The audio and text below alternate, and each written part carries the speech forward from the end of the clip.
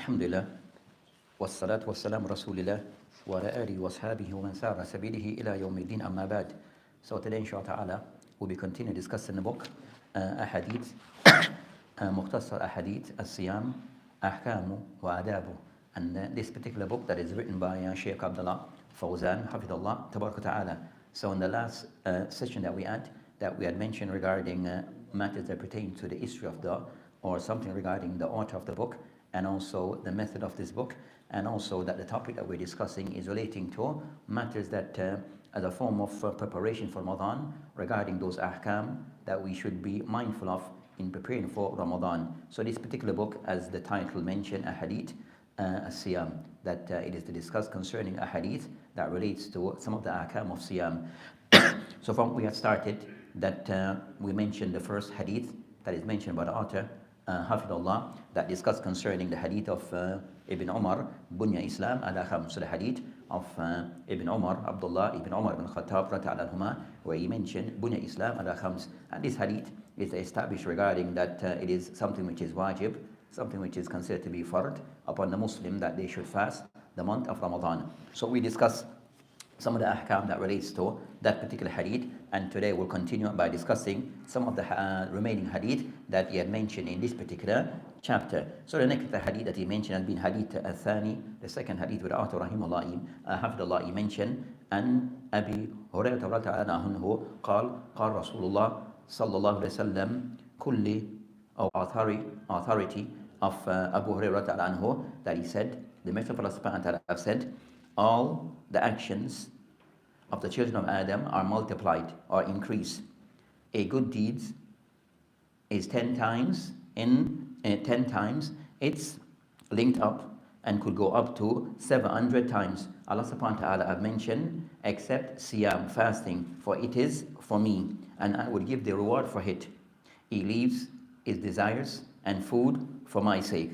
And al-hadith. So that's concerning the hadith that he has mentioned. And again, the author, Hafidullah, will mention this hadith again as the hadith comes after. But this hadith is discussed concerning, to clarify regarding, as for concern that as Siyam, it is something which is prescribed in the Sharia. And then also the person is rewarded for fulfilling of this particular act. And it will be done as an act which is an Ibadah. So the person should see fasting as an act of Ibadah. And as we know that the act of Ibadah, that there are many, and amongst those actions of Ibadah, some that relates to the person's jawara, to his limbs. Also acts of Ibadah that relates to the person's qalb, his heart.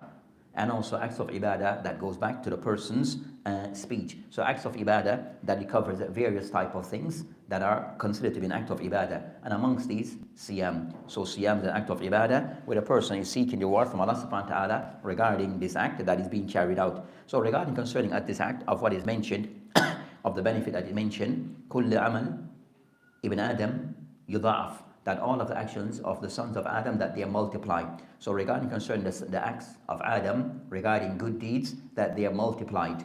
So the acts that we do, and it mentioned al-hasana bihashari amthali, that actions they are multiplied, regarding good deeds that they are multiplied, that a person receives for one act, the person is rewarded for this either 10 times or more, and it could go up to, as I mentioned, ila sab'amiya da'f, or it could go up to 700 times or 70 times. So that's concerning us, 700 times. So the person is rewarded for the action, and the least that they receive for a good deed is 10 rewards, and it could go up to over 700 rewards. So it shows concern the hadith is to encourage regarding the person involved regarding these acts of goodness. So regarding acts of bir, wal amal salih, that the Muslim try to be involved in fulfillment of those actions. And amongst those that I mentioned, regarding concerning illa siyam, and this hadith, a portion of the hadith is hadith al-Qudsi. Qala ta'ala azza wa jal, where Allah subhanahu wa ta'ala mentioned illa siyam. As for siyam, the rule that applies to siyam is somewhat different, where by way of the reward that is given for siyam, that it is without any limits. So regarding the person reward for fasting, that there's no reward that is set regarding this. That it's something which is open, is left to Allah subhanahu wa ta'ala to reward the person accordingly. And the mention of this is because of Siyam being of those acts that is between Allah subhanahu wa ta'ala and his servant. So no one knows whether the person is fasting or not. This is something that goes back to the servant and his Lord subhanahu wa ta'ala. So the reward is with Allah subhanahu wa ta'ala to reward the person as he wish. So it mentioned, innahu li, as this act goes back, is between the servant of Allah subhanahu wa ta'ala, is between the servant and Allah subhanahu wa ta'ala. Then it mentioned, ana ajzi bihi, and Allah subhanahu wa ta'ala will be the one to reward the person according to what he desires, according to what Allah subhanahu wa ta'ala wished to reward that person. I mentioned, yada'u shahwatuhu wa ta'amuhu min ajli. And of those things, the person regarding fasting is with a person, he leaves away things of his desire. Al-ulama have explained concerning shahwatuhu, mean concerning al-jima, where the person leave away things regarding sexual intercourse. So they explained concerning shahwa being that of intercourse or thing that is related to sexual relation. So they mentioned that وَطَعَامُهُ min ajli. All of these things the person leave away is for the sake of Allah subhanahu wa ta'ala. So it shows regarding that as siyam, that the meaning of siyam shar'an, it would include that the person, one, it is done and mentioned min ajli, it is done for the sake of Allah subhanahu wa ta'ala as a form of ta'abbud. So siyam would it requires the person to be rewarded, that a person he carry out this act, observe the rule of siyam for the sake of Allah subhanahu wa ta'ala. So it's not done for other than for reasons concerning ar-riya, for showing off and the likes. Then also mention yadahu shahwatuhu wa ta'amu, that a person also of siyam, that of those things that are involved, that a person have to leave away certain things. So as mentioned, linguistic meaning mean at-tark wal imsak, where a person will abstain and leave away certain things while he's fasting. And of those things that he mentioned regarding siyam, of those things the person will abstain and leave away, that a person is shahwa, things related to his desires that were mentioned. The ulama have mentioned that is relation to sexual intercourse, al-jima, and also of those things at-ta'am, that a person also will leave away eating and drinking. So of those things that a person will abstain from is eating and drinking as a part of siyam. So from this it shows regarding concern the Muslim that certain things that he would leave away. And by this particular hadith is the evidence used by some of the ulama regarding of those things regarding leaving away things regarding his sexual desires, that it means concerning that anything concerning the person involved in anything which is sexual, then those things are to be avoided while the person is fasting. Then also the Shaykh Hafidullah that he mentioned regarding of those things relating to as-siyam is that also the person that leave away food and drink. So of those things that the person will abstain from while fasting is leaving away eating, drinking, and things of sexual desires. Of some of them, the main things to be left away, but also the person will leave away other things, as we'll discuss later. So regarding concern this matter, and also the person that as-siyam, it has a set time regarding when the person will observe these things, and we have mentioned that it starts from al-fajr, from the dawn, and it comes to an end at maghrib. So it comes to an end regarding at the time of maghrib, sunset, when a person will then so from this that it shows regarding of this act regarding as-siyam that the person abstained from these things. Also the next hadith that is discussed, that we go to the hadith that comes after, that the author rahimahullah, he mentioned again concerning the hadith of Abu Hurairah anhu, قال أن رسول الله صلى الله عليه وسلم قال كل عمل ابن آدم يضاعف, that all of the actions of the sons of Adam, that they are multiplied, they're multiplied. Al-hasana bi'ashari amthaliha, and that actions, that good deeds are rewarded 10 times, 10 folds. Ila sab'amia di'fan, and it could go up, it could be increased up to 100 times, or 100 times. قال عز وجل, Allah subhanahu wa ta'ala mentioned, إلا الصوم, except for a sawm, فإنه لي, as it is for me, وأنا أجزي به, and I will reward accordingly. يدع شهوته وطعامه من أجلي, and the person leave away his desires and also his food for my sake. Then it mentioned وَلِلصَّائِمِ فرحتان, and for the person who is fasting, he has 2 times of happiness. فرحة عند fitri, the first of those time of happiness, of joy, is when he breaks his fast. وَفَرْحَةٌ عِنْدَ لِقَاءِ رَبِّهِ, and the second is when the person he meets his Lord. So the time of joy is when the person he meets his Lord. Then it mentioned وَلَخُلُوفْ فَهْمِ صَاهِمْ أَطْيَبْ عِنْدَ اللَّهِ مِنْ رِيحِ الْمِسْكِ, and that also that concerning that the smell that comes from the odor from the mouth of the fasting person, that with Allah subhanahu wa ta'ala it is better than that of scent of musk. So it shows concerning, and the hadith is a continuation of the hadith that was mentioned before. So this hadith can somewhat mention certain things which is additional regarding concerning of those things regarding the person who is fasting, that he have farhatan. So he has 2 times of joy, of happiness. The first, farhatun in the fitri. The first is when a person breaks his fast, then a person has joy regarding this matter. So the ulama that I've mentioned regarding concerning of those things regarding that it mentioned regarding of siyam, having something, a special place to Allah subhanahu wa ta'ala. So from the hadith it shows one, that siyam, that is something that it is treated different than that of the ordinary acts, ordinary actions. So siyam with Allah subhanahu wa ta'ala, it is somewhat treated and rewarded more so than that of the ordinary actions. As siyam, as mentioned, it is between Allah subhanahu wa ta'ala and the servant. Only Allah subhanahu wa ta'ala know if the person is fasting or not. As that can be, the person can deceive others by this, where people might think someone is fasting, but in reality they are not. So siyam, the reality of this is known only to Allah subhanahu wa ta'ala. The extent of the person fasting is known only to Allah subhanahu wa ta'ala, as the person may be fasting in principle, but they're still involved in doing things that they shouldn't, such as al-ghiba wa namima, and this will decrease and devalue their siyam. So regarding concerning this matter, that he mentioned us, Ali mentioned, illa sawm, except for sawm. So sawm, regarding the reward also, that most act, it have a set amount of reward that is given to it. But as for siyam, then there's no set reward for it. It is something which is open. So the reward for siyam, it is unknown. That I mentioned, lisahim farhatan, and Ibn Taymiyyah rahimahullah, when he mentioned this particular hadith, that he mentioned regarding concerning that as-siyam, it is something which is special to Allah subhanahu wa ta'ala. And of those regarding that as-siyam, as-sawm tashtamil ala anwa as-sabr al-thalatha, of those things that elevate concerning as-siyam and have a special place to Allah subhanahu wa ta'ala, that as-siyam, that it consists of those 3 levels of as-sabr. Concerning as-sabr, anwa as-sabr, that the level of patience, that it goes, that siyam comprise of those 3 things.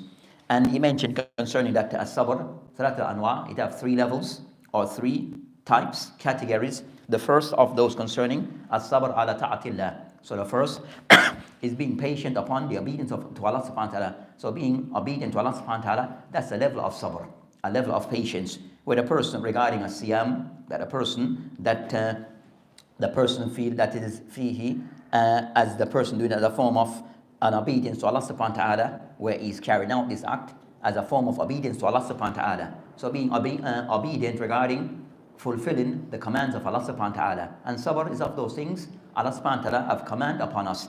Even though the person might find difficulty, but still the person will be patient in carrying out this act for the sake of Allah subhanahu wa ta'ala. Where the person abstain from food, drink, relation, those things that are normally allowed, but while fasting, he has to abstain from those things. So he's doing it for the sake of Allah subhanahu wa ta'ala, in complying with Allah subhanahu wa ta'ala's command. The second of those things regarding as-sabr, that the person also as-sabr and ma'satillah, that also the person try to have patience in avoiding disobedience to Allah subhanahu wa ta'ala.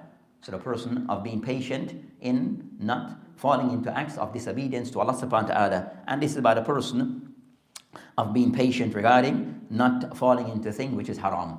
So of those things with patient with fasting, that a person have to still function normally, but also abstain from those things that he has to, that is commanded to abstain from, and not to go in contrary to what he has been commanded regarding the rules of siyam. And also he has to avoid things also which is al-ghiba wal-namima wal-laghu and the likes, wal-jahl wal-qawl zur. So the person try to avoid all those other things which is haram. So the person also with siyam still avoiding all those other things that is normally haram, and also those things that a person sometimes may fall into out of neglect. So while fasting, the person have to still avoid those things which is haram. And the third level of siyam, as-sabr ala aqdarillah, those things Allah subhanahu wa ta'ala that have decreed. So also the person have to be patient with those things that Allah subhanahu wa ta'ala have decreed upon us regarding concerning that whatever difficulties, the time span, all those things the person have to be patient with Allah subhanahu what Allah subhanahu wa ta'ala have decreed. So at times you might find that with fasting, the days at times can be very long and lengthy, especially in the time of the summertime. At times it could be more easier in the time of the winter time. So all of this is from the decree of Allah subhanahu wa ta'ala. At times it's more difficult, the time is much more longer, the days are longer. At times also by the decree of Allah subhanahu wa ta'ala, it is somewhat much easier, where the days are much shorter, the time span is much shorter. But so the person notice that all of this from the decree of Allah subhanahu wa ta'ala. And also a person who is able to fast by the decree of Allah subhanahu wa ta'ala, he has the qudra or istita'a, he has the ability to fast, and it's from the will of Allah subhanahu wa ta'ala. Another person is cases that is unable because of al-marad and the likes. So the person have to be patient with whatever comes, that what he has to face regarding as-sabr, regarding as-siyam, and be patient with all those things that comes along with this.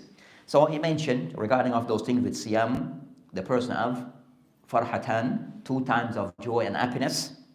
The first in his fitr, when a person break off his fast, and he mentioned this with a person that is happy of he has now carried out something that Allah subhanahu wa ta'ala have prescribed upon, which is siyam. But of this, the person when he comes to when he breaks his fast, so he's happy that he has completed that day and done what is duty to Allah subhanahu wa ta'ala. So he's happy for this.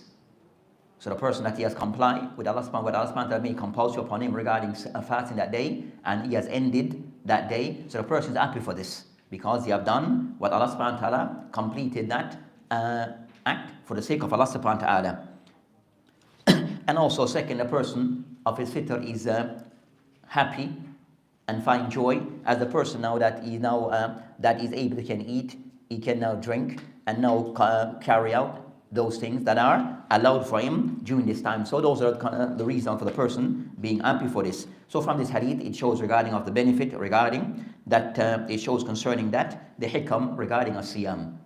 And it's something which is wajib, an act of ibadah, to be done for the sake of Allah subhanahu wa ta'ala. And also with this, that the person experiences time of joy, and also his second time of joy is regarding when he meets his Lord subhanahu wa ta'ala.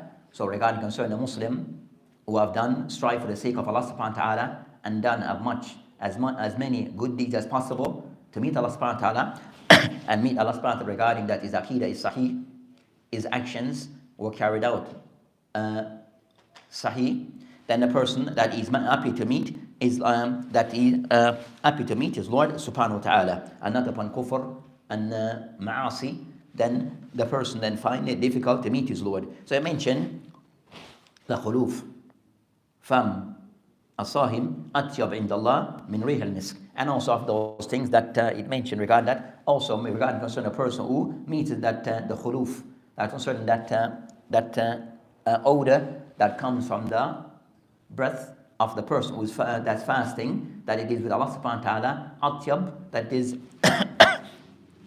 better than that of musk, regarding concern the fragrance of musk. And it shows regarding concern that whatever odor might come from the person's breath, that with Allah subhanahu wa ta'ala it is something that is of something of great value with Allah subhanahu wa ta'ala, which is it is better than that of the best of musk. So it shows regarding that the ulama have discussed concerning a discussion regarding that matter, where they discuss concerning that, is this in some that relates to things of the akhirah or the dunya. So that the breath from the person's mouth, it is something that relates to the akhirah or the dunya. And Ibn Qayyim rahimahullah ulama consider that it applies to the dunya to some degree, and also to the akhirah to another degree.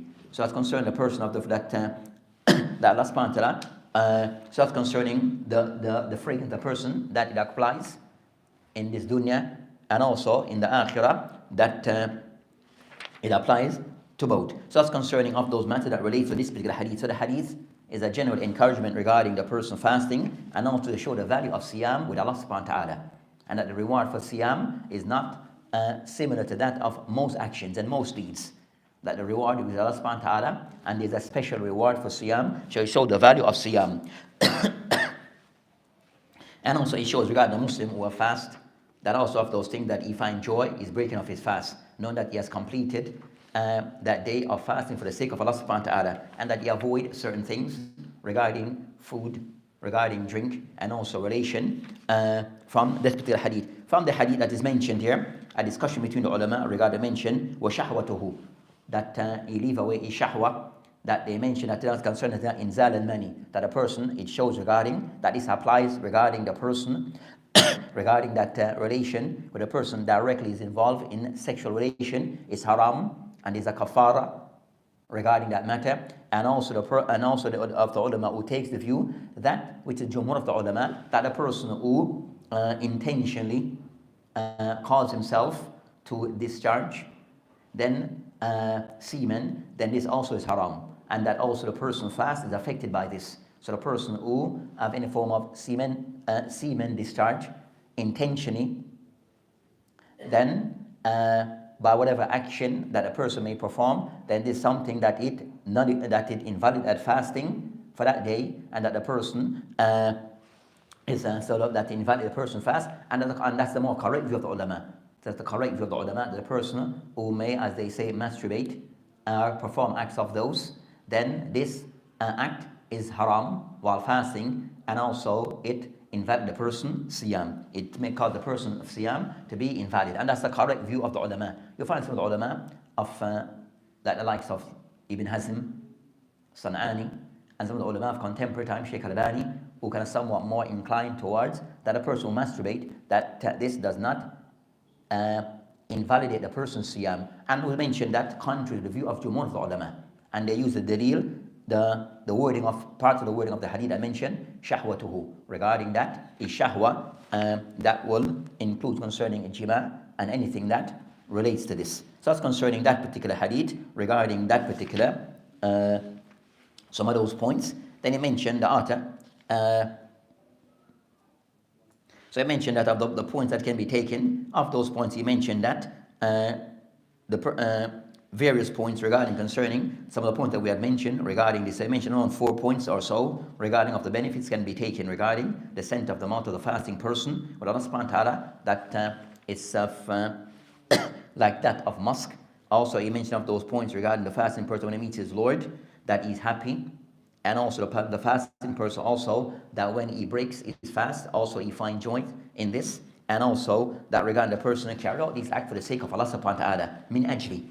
So the person as mentioned, min ajli, that it is done for the sake of Allah subhanahu wa ta'ala, and not done regarding the person doing it as a form of to show off. And also with siyam, that the intention, the primary intention is an act of ibadah. So siyam, that a person do not to lose weight, that and the likes, that's not the main reason of fasting, or the person want to gain self-discipline, but those are the things that come along with it. But as for the main reason, the main objective of fasting is that it's done as an act of ibadah, as an act of getting close to Allah subhanahu wa ta'ala. Then after we go to the next hadith that is mentioned, we mentioned again anhu, or mentioned an Abi Hurairah anhu قال رسول الله صلى الله عليه وسلم إذا دخل شهر رمضان فتيت أبواب الجنة وغلقت أبواب النار وسدفت الشياطين متفق عليه. So I mentioned the next hadith I mentioned, وفي رواية للمسلم, and in some narration of Muslim mentioned فتيت أبواب الرحمة, فتيت أبواب الرحمة. So the hadith he mentioned here is the hadith again that it states upon the promise of Allah subhanahu wa ta'ala, when the month of Ramadan enters. And from this point he mentioned إذا دخل شهر رمضان, a discussion between the ulama where they mention that some of the ulama that they prefer that a person use the word شهر Ramadan, not just to say Ramadan. So they prefer that one is to use شهر Ramadan rather than just say just Ramadan. That's a difference in the ulama, but you find hadith that goes both ways. At times some hadith mention Ramadan, and at times hadith that mention شهر Ramadan.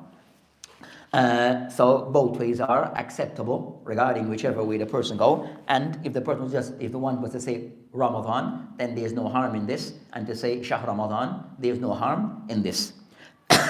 Both are acceptable. Then I mentioned إذا دخل شهر رمضان فتيت أبواب الجنة. So I mentioned here concerning that the hadith mentions that when the month of Ramadan enters, regarding concerning the first day of Ramadan, So from the first day of Ramadan, then or the night when Ramadan starts, that the doors of Jannah, that they are open. So the doors of Jannah, that they are open. So that concerning the virtue of Ramadan. So of those unique, that's of those things that are unique to Ramadan, is regarding of those many features that Ramadan, that comes only with Ramadan compared to other months.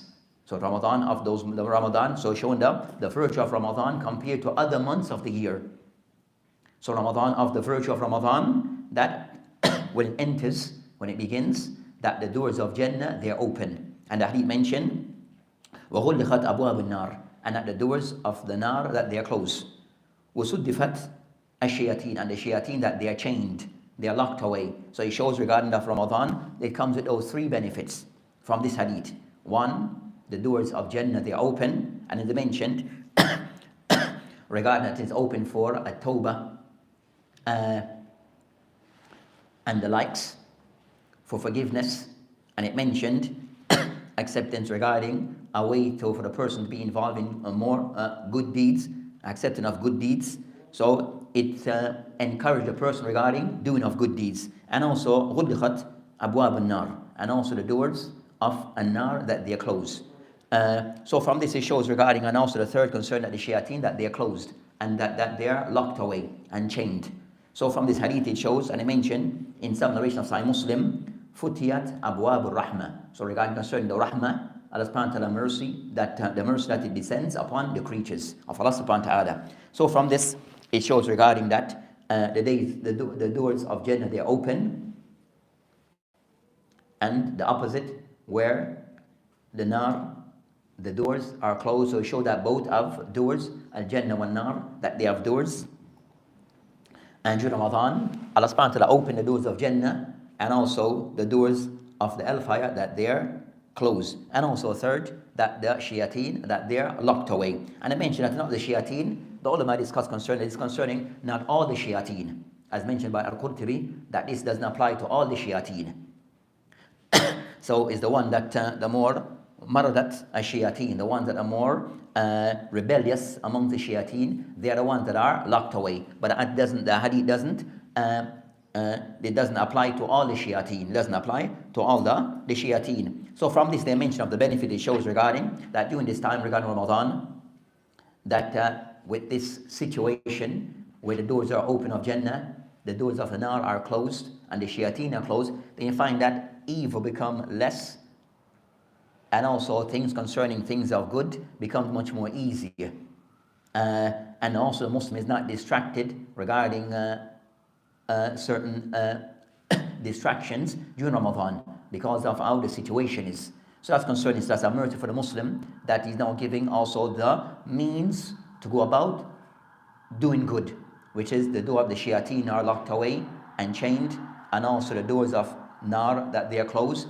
Jannah, the doors of Jannah are open. So now give the person more of an opportunity regarding easier to have access to khair and good. So for the Muslim to use this time regarding of khair and goodness. So that's of those things that relates to this particular hadith, of those things that relates to this particular hadith.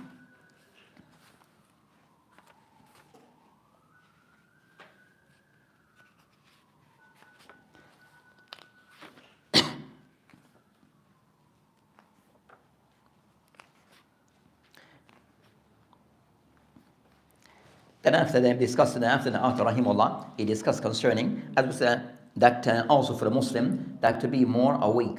So concerning Ramadan, that the Muslim to be more alert in the time of Ramadan, not to be of those people who can somewhat misuse this Ramadan.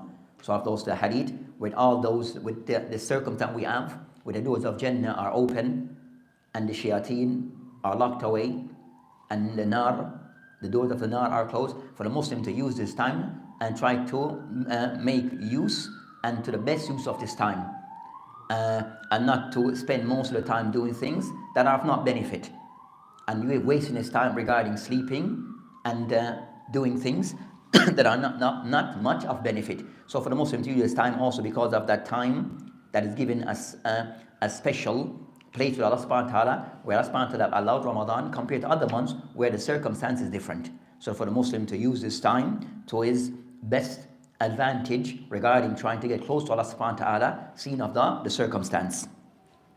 Then after rahimahullah, or after Allah, Sheikh Abdullah, who's alive, he mentioned again another hadith where he mentioned, and Abu Hurairah anhu قال سمعت رسول الله عليه الصلاة يقول من قام رمضان إيمانا واحتسابا غفر له ما تقدم من ذنبه. So he discussed concerning the next of those matters regarding of those hadith that comes after, that he discusses regarding of Ramadan, showing concerning the virtue of this month of Ramadan. So there are many virtues of the month of Ramadan compared to other months, and of those virtues regarding Ramadan, as he mentioned a hadith concerning this, the hadith where he mentioned that he heard Abu Hurairah anhu, that he said that I heard the Messenger of Allah subhanahu wa ta'ala stating or saying, Man qama Ramadan, that the one who stands Ramadan iman and wahtisaban, stand with iman and also ihtisab, out of seeking Allah subhanahu wa ta'ala reward, then his sins would be forgiven, his previous sins would be forgiven. Of this particular hadith again is to clarify regarding of those things that comes with Ramadan, of those acts that are more known to occur in Ramadan is regarding al-qiyam. So this hadith is encouraging regarding of those things that is allowed to be done in Ramadan and come also with a certain reward is the person qiyam, the person praying at night. So the ulama who take the view concerning when they mention man qama Ramadan, that this particular this is in regards to as-salatu tarawih. So of the ulama who holds that we mention man qama Ramadan, the one who stands in Ramadan, that is in regards to salatul tarawih. And salatul tarawih, that is the salat that is prayed after salatul isha. So it is prayed in a congregation in most masajid, or in a congregation in most in congregation that, and it is done specifically in Ramadan. So this salat of tarawih, it is specific to Ramadan, and it is done by way of in congregation. A discussion between ulama that it is more preferred that one do that it is done in congregation, and it is done. So that's concerning that salat. And of the ulama all concerned is not that the one who's able, that concerning qiyam, that a person who wish to pray also on his own in his house or on his own, then also this hadith also applies to them. So the person who wishes to pray on his own at his house, he has memory of the Quran, or that he feels that there's more khushu for him to pray at his home and later in the night, then also this hadith also applies to him. So anyone, man qama Ramadan, whether the person prays in the jama'ah, in the masjid, or the person chooses to pray at home or by himself later, then also the hadith applies to both. So I mentioned that the person rewarded for this, so it's an encouragement regarding this. And as for the hukum of Salatul Qiyam al-Layl, or the Salatul Tarawiyah, that is something which is Sunnah Mustahab. So the act which is the Sunnah of the Prophet Islam, and also an highly encouraged act to be done in Ramadan. So for the Muslim, that he tries to be a part of praying of Ramadan in the masajid of the Muslim, or in those places that are being designated for Salatul Tarawiyah. So those places that have been designated to pray as Salat Tarawiyah, that ones to be involved in this. And also Salatul Tarawih is qiyam, that applies to both male and female alike. So regarding Salatul Tarawih, or the person praying during Ramadan, then this also applies to both male and female alike. Then I mentioned that but a person that the Lord mentioned, iman as a short condition regarding iman and wahtisaban. So the person kind of somewhat, he does this as a form of iman, that is from Allah subhanahu wa ta'ala, and a part of his belief, that this is of his belief from Allah subhanahu wa ta'ala, regarding that Allah subhanahu wa ta'ala legislated this practice.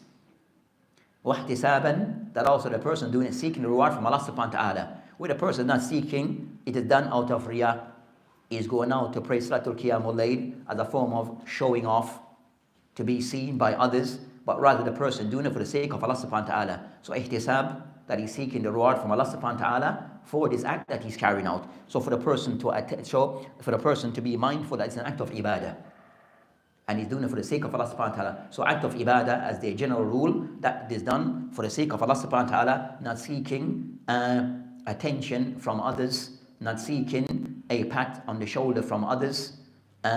So the person try to avoid of those things that will remove the reward or invalidate that act. Then I mentioned that the person, what you receive if it is done with those conditions, imanan wa ihtisaban. If he prays with those things in place, it's done out of iman, and second, it is done with ihtisab, seeking the reward from Allah subhanahu wa ta'ala. He mentioned غُفِرْ لَهُ مَا تَقَدَّمَ مِنْ ذَنْبِ, that the person that his sins will be removed, he'll be forgiven of his sins. So the sins are forgiven from Allah by Allah subhanahu wa ta'ala, and that's the reward for the person who did this act with those conditions. So the person who carry out this act with this condition, then this is the reward that the person will receive for this. So it shows concern the virtue of Ramadan, and also praying in Ramadan, and that the reward for the person who prays with Iman, and also seeking Allah subhanahu wa ta'ala's reward for this act.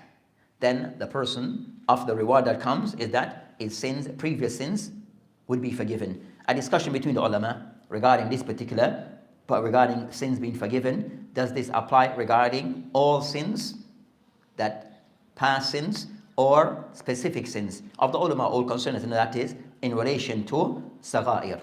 As for kaba'ir al-dhunub, that I mentioned that this hadith doesn't include major sin, but this hadith in reference to minor sin, as major sin regards a specific type, a special type of tawbah, regards concerning tawbah, but by the person doing of this act, then is those minor sins are forgiven. Those minor sins are forgiven, but as for major sins, then a person needs to make a tawbah specifically for those major sins.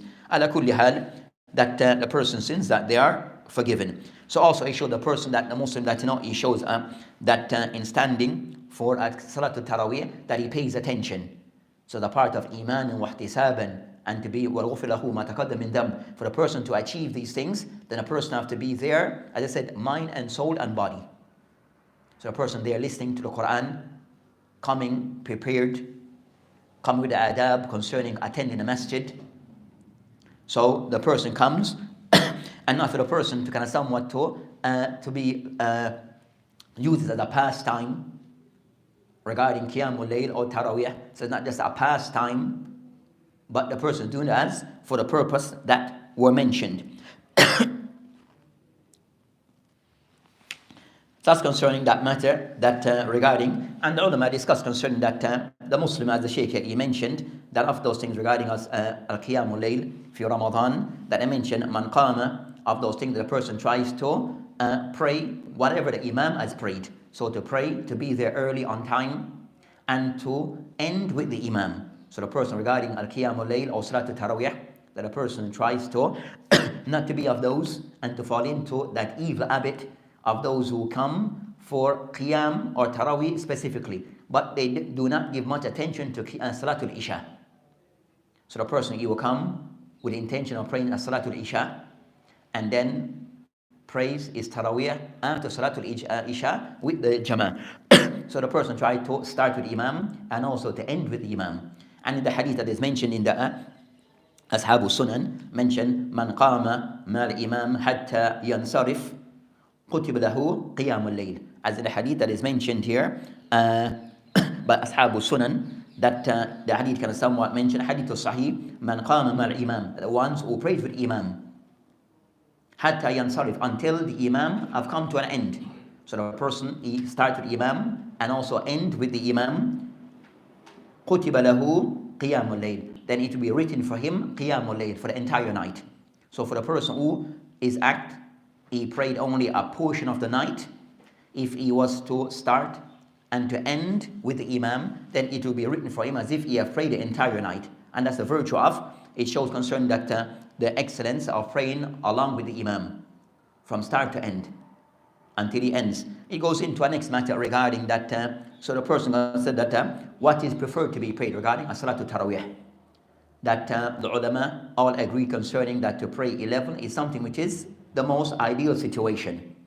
But if the Imam or the Masjid was to exceed this number, as in some narration I mentioned 11 as being what Islam prayed most at nights, and also some mention 13 in some narration, but I mentioned the one was to exceed these numbers.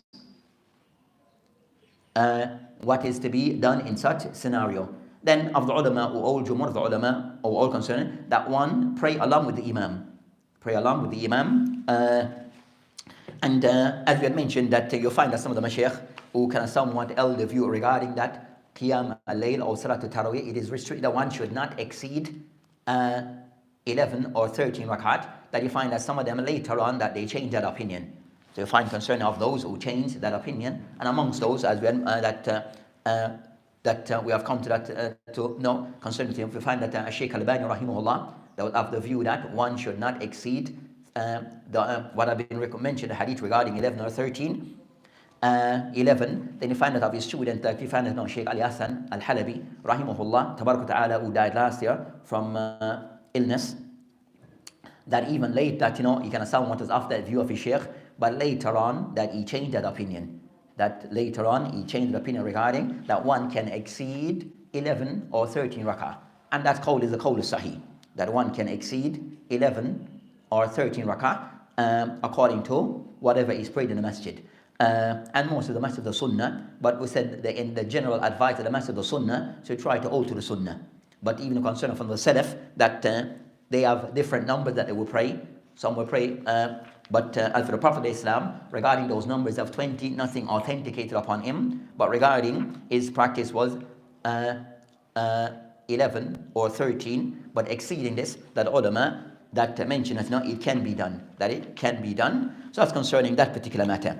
But the main of the thing of those, the main idea that a person tries to pray is tarawih in the jama'ah, in the masajid.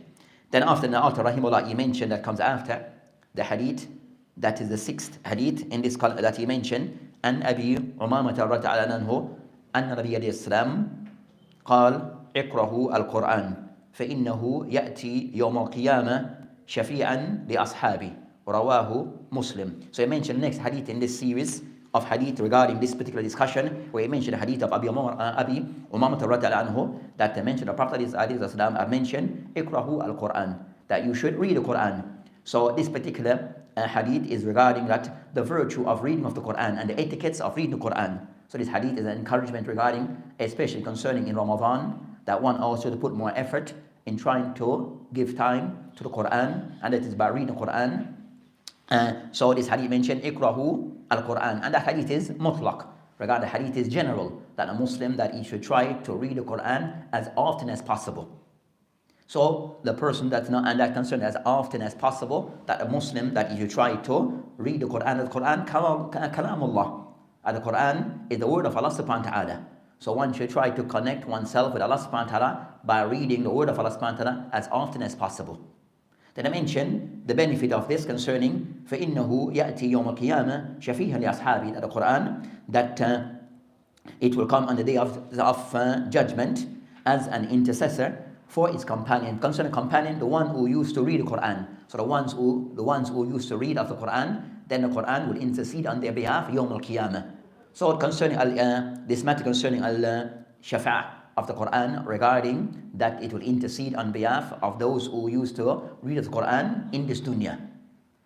So that's concerning of those, so I show the virtue concerning reciting of the Quran, and that is a great reward regarding this, of those reward that the Quran will intercede on our behalf. So of those in the Muslim that he tries to give attention to the Quran, especially in the month of Ramadan. As mentioned, Quran, so of the Quran being the month of Ramadan, that the person also tried to read of the Quran as often as possible. So regarding concern those matters regarding of the Quran and reciting of the Quran, that and having that attachment to the Quran, and of those attachment to the Quran, that the person tried to act upon the Quran, as to be discussed next. So of those things, the Muslim that know that we are reciting the Quran, and that reward comes reciting of the Quran, but also for us to understand the Quran, and that's the purpose behind the reveal of the Quran, for us to understand the message of the Quran and the teachings of the Quran, and so we can act to those rules or to the teachings of the Quran by complying with command with those commands and within the Quran, and leaving away those things which is forbidden in the Quran. So for the Muslim is that the objective of reading the Quran is to have the understanding of the Quran and to act to the teaching of the Quran. So of those things they mentioned regarding Iqra'u al-Quran, of those things that's the encouragement regarding reading of the Quran. Of those things regarding a person who is involved in reading of the Quran, of certain adab, of certain etiquettes that one should be mindful of while reading of the Quran. Of those one, that a person understand that reading of the Quran is an act of Ibadah. So not that reading any other book. And this is Kalamullah. This is the Kalam of our Lord subhanahu wa ta'ala. So it's an act of Ibadah, where the person for each harf, for each letter that is read, there's an hasana, there's reward. So the person should know it's an act of ibadah, and also the person should have al-ikhlas. So the first of those adab of reciting the Quran, not that we're trying to show how beautiful our voices, to gain attention and notoriety by reading the Quran, but read because it's as a way of ikhlas, to get close to Allah subhanahu wa ta'ala. So of those first thing regarding that, the person of the adab, yajib al-qari al-ikhlas. The first of those adab is regarding of those things the person knows that is wajib upon us to have ikhlas. Not really because we want to show off to anyone, but the person having ikhlas, that is doing it for the sake of Allah subhanahu wa ta'ala, between him and his Lord subhanahu wa ta'ala, not for those behind or those who hear what is being read, and to impress others. That should not be the purpose of reading the Quran. The second of those things regarding mura'at al-adab ma al-Quran, that a person has someone of the adab with the Quran. And of those things, istihdar, regarding that, is addressing his Lord subhanahu wa ta'ala. Yunaji Allah subhanahu wa ta'ala. That is the person that is reciting the words of Allah subhanahu wa ta'ala, and not just any other words. Also, for the person that recites the Quran, that try to make sure that use of the miswak or any other ways to clean off one's mouth before reading of the Quran. So kind of somewhat to cleanse of one's mouth, tandif al-fam, with miswak or other than this when reading of the Quran. Of those adab, that a person that a person be in a state of tahara. So regarding the person himself in a state of tahara, regarding al-wudu, and also the person regarding reading the Quran, that also his clothing is clean, also the environment, the area that is clean. So ensuring that everything is clean, himself, his mouth, the environment, that all those things, that it is in a state of tahara. So they mention that tahara, you concern the person in a state of tahara regarding al-wudu. But of the ulama who are concerned, it is not something which is wajib but mustahab. For a person read the Quran, that is more preferred that a person be in a state of tahara, and that should be the Muslim aim, to be as often as possible while reading the Quran that in a state of tahara. And if not, then la bas, if you read the Quran and he's not in a state of tahara. Then also the person that's not read the Quran, that's directly from the Mus'haf. So to read from the Mus'haf, then that is more preferred with ulama, that if the person wishes to read from his memory, that's not la bas. But if the person read from the Mus'haf and to see and to read aloud, where at least he can hear himself, but not to disturb or to cause, to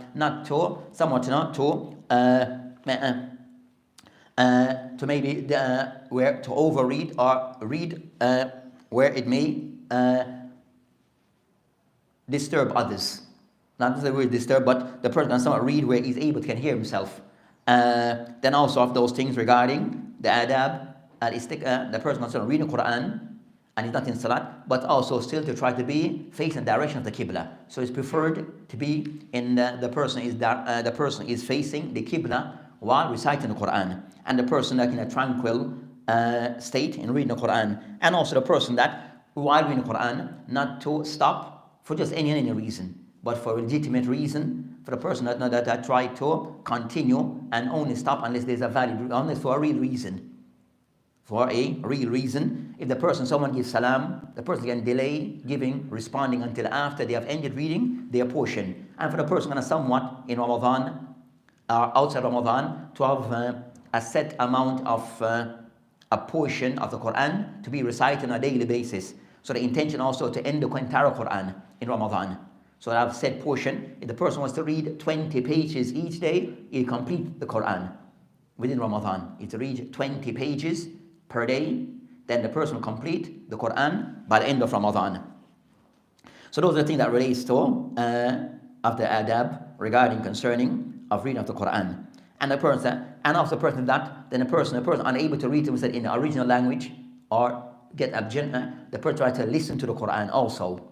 So also to hear the Quran, to listen to the Quran, also this is something which is also to be done. And also the adab regarding reading the Quran, regarding that, bear in mind regarding as-sujud, at-tilawa, and those things that occur in the Quran, that a person can someone also attend to those matters that relates to of those places in the Quran where the person may make a sujud at-tilawa. So sujud at-tilawa that occurs in the the Quran. So those are the general things regarding of those things the person to be mindful of regarding the Quran. And overall, the person also, when reading the Quran in Ramadan or outside Ramadan, any verse that he finds that somewhat may need some clarity, for him to refer back to a book in tafsir, a reliable book in tafsir. So that's concerning of those matters, and of those reliable book in tafsir, that there are many of those. An example, Ibn Kathir, which also have been translated a portion or an abridgment in English. Others, Ibn Jarir at-Tabari, but that's for a more advanced level.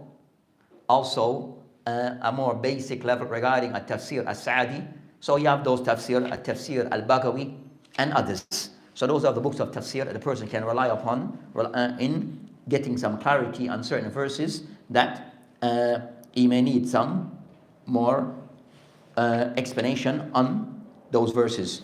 Then the author, rahimahullah, he mentioned concerning what comes next with the hadith we mentioned, and Abi Mas'ud al-Ash'ari radiyallahu anhu, قال رسول الله عليه الصلاة والسلام اقرأ القرآن حجة لك أو عليك. So the next hadith that he mentioned, we mentioned al-hadith rawahu Muslim, that he mentioned concerning the hadith of Abu Musa al-Ash'ari radiyallahu anhu, where he mentioned in the hadith that the Quran hujjatun lak, that the Quran will either be a proof for you or against you. So the Quran, as being concerned the words of Allah subhanahu wa ta'ala revealed to mankind as a guidance, and as rules that we should try to comply with, do's and don'ts. So the Muslim then try to live his life according to the Quran. So it'd be a hujjah for the person who comply with the rules of the Quran. So it'll be a hujjah for that person, and it will be a hujjah, a proof against the person, if one goes against the Quran and the teaching of the Quran, the teaching of Islam, as the Quran is the teaching of Islam. So the Muslim, that of the objective of reading of the Quran is not just sake for just reading words and calling words, but to go beyond this, which is for the person to understand and then to act upon it. So I mentioned Al-Quran hujjatun lak or alik. By way of the Quran is this hujjah, where the person then that the Quran is meant for the person to apply. So hujjah lak or alik, by way of the Quran, is meant for the Muslim to apply this book. So whatever the teaching in the Quran, if there's any instructions that we've been given, that we comply with them and carry and fulfill them. Or there's things that we are told not to do, things that are prohibited in the Quran, then we abstain from those things. So the Quran, it becomes a proof for or against based upon the level of the person application of the Quran. How to what extent the person apply the Quran.